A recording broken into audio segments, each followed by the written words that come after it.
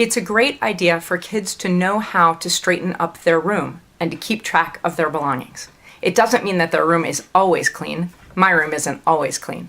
But if you want your kids to have a clean room every single night at bedtime or a couple of times a week, or at least be able to find the things they need, then those are skills they have to learn how to have. For preschoolers and toddlers, having a place that's labeled, especially with a picture, is a great way for them to know where they're supposed to put things back to. For elementary schoolers, just giving them a deadline, saying, hey, before you get into bed every night, your room needs to be straightened. And if it's done without being reminded, then there's time for reading together or hanging out together. And if I come up and it's not done, then that's what you're going to spend the time doing instead of reading. That habit of cleaning up at bedtime won't take too long for kids who are motivated to have a bedtime story to get into the habit.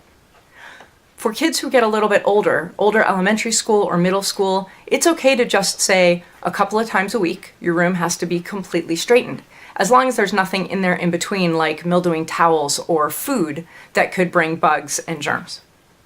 For teenagers, it's really important to remember that they need some space to call their own. Even if they share a bedroom, how they keep their stuff can be up to them, as long as adults don't get stuck trying to fix things or replace things or help them out of an emergency when they can't find something because their room is messy.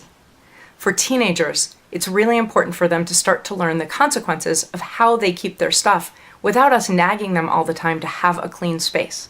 This way, they know how much mess they can live with and still do the things they need to do.